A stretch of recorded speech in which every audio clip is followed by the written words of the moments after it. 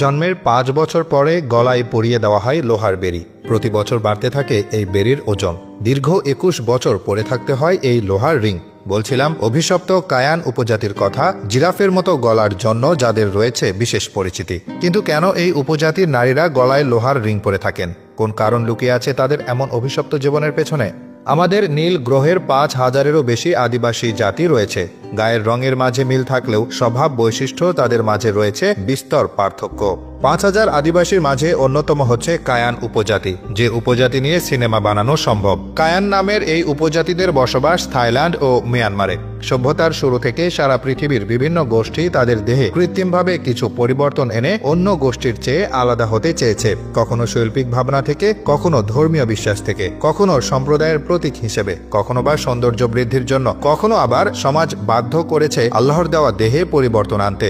যেমন বাধ্য করছে মায়ানমারের শান প্রদেশের কায়ান উপজাতির নারীদের, যাদেরকে বিশ্ব নাম দিয়েছে জিরাফ নারী। দুর্গম পাহাড়ি অঞ্চলে বাস করেন কায়ান উপজাতি। প্রাচীনকাল থেকেই তাদের লড়াকু মনোভাব ও নিষ্ঠুরতার কথা বিভিন্ন মনীষী লিখে গিয়েছেন। কায়ানরা নিজেদের মধ্যে থাকতে পছন্দ করে। এরা বাইরের লোকের প্রবেশ পছন্দ করেন না। নিজস্ব ভাষা ও সংস্কৃতি নিয়ে থাকতে ভালোবাসেন। এই কায়ানদের এক উপগোষ্ঠী মায়ানমারের জান্তা বাহিনীর অত্যাচারে প্রতিবেশী দেশ থাইল্যান্ডে পালিয়ে আসে। ১৯৮০ থেকে ১৯৯০ সালের মধ্যে কায়ান উপজাতিরা বিশেষভাবে নজর কাড়ে তাদের অদ্ভুত গলার জন্য। কায়ানরা মেয়েদের ৫ বছর বয়স হলে গলায় পরিয়ে দেয় ১ কেজি ওজনের ধাতুর তৈরি বলের মতো ভারী হার।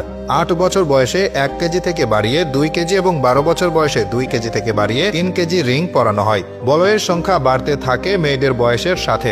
যদি দেখা যায় কায়ান মেয়েরা আরো বেশি ভার সহ্য করতে পারবে, তাহলে ১৫ বছর বয়সে আরো ২ কেজি ওজনের রিং যোগ করা হয়। বেশিরভাগ প্রাপ্তবয়স্ক কায়ান নারী ৫ কেজি ওজনের ধাতব কুণ্ডলী গলায় পরে থাকতে বাধ্য হন। তবে কোনো কোনো কায়ান নারীকে ১০ কেজি ওজনের রিংও পরে থাকতে দেখা যায়। যিনি যত বেশি ওজনের রিং গলায় পরবেন, সমাজ তাকে তত মর্যাদা সম্পন্ন নারী বলে গণ্য করবে। ফলে যন্ত্রণার বিনিময়ে সম্মান কিনতে রাজি হয়ে যান অনেক কায়ান নারী। গলা লম্বা করার এই সংস্কৃতি কায়ানদের মধ্যে কোথা থেকে এসেছে তা নিয়ে পরিষ্কার কোনো তথ্য পাওয়া যায় না। সাধারণত কায়ানরা নিজেরাও এর উৎপত্তি সম্পর্কে খুব বেশি কিছু জানে না। কায়ান নারীদের অধিকাংশই তার মা এবং দাদির ধারাবাহিকতায় সংস্কৃতি পালন করে থাকেন।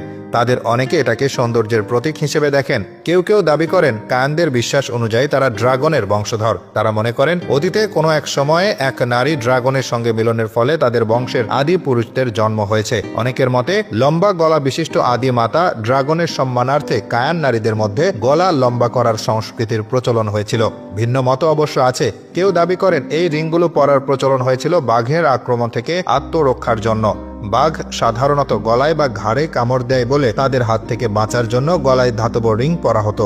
আবার কারো মতে প্রাচীনকালে গলায় রিং পরিয়ে মেয়েদেরকে আকর্ষণীয় করে রাখা হতো, যেন তারা পার্শ্ববর্তী গোত্রের পুরুষদের নজরে না পড়ে। অবশ্য পরবর্তীতে এই রিং পরাটাই সৌন্দর্যের প্রতীক হয়ে দাঁড়িয়েছিল। তবে এই রিং একসময় সৌন্দর্যে পরিণত হলেও এখন তা অভিশাপে পরিণত হয়েছে। শারীরিক জটিলতার পাশাপাশি এই রিংয়ের কারণে চলতে ফিরতেও পারেন না কায়ান নারীরা। কায়ান নারীদের শত শত বছরের এই ঐতিহ্য এখন প্রায় বিলুপ্তির পথে।